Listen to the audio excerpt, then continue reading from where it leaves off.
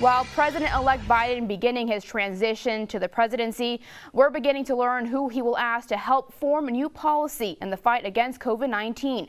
Joe St. George is in Washington with a look at who will make up his advisory board.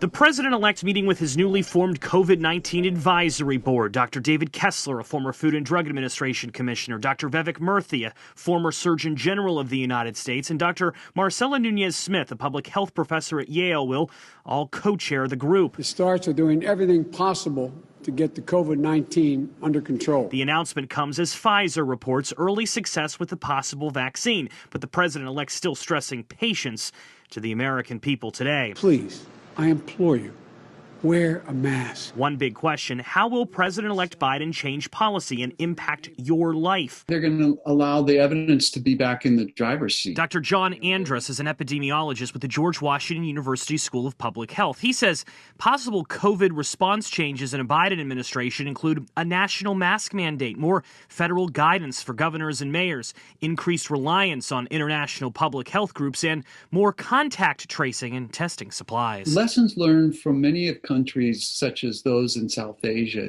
clearly show that aggressive testing and contact tracing with appropriate isolation and quarantine works. Another big change may be COVID economic relief impacting your pocketbook. Remember, Democrats wanted to spend trillions of more dollars than Republicans earlier this summer, and they'll have more leverage to pass stimulus check payments and student loan forgiveness come January. It remains possible, though, that another round of economic relief is passed while President Trump is in office. In Washington, I'm Joe St. George.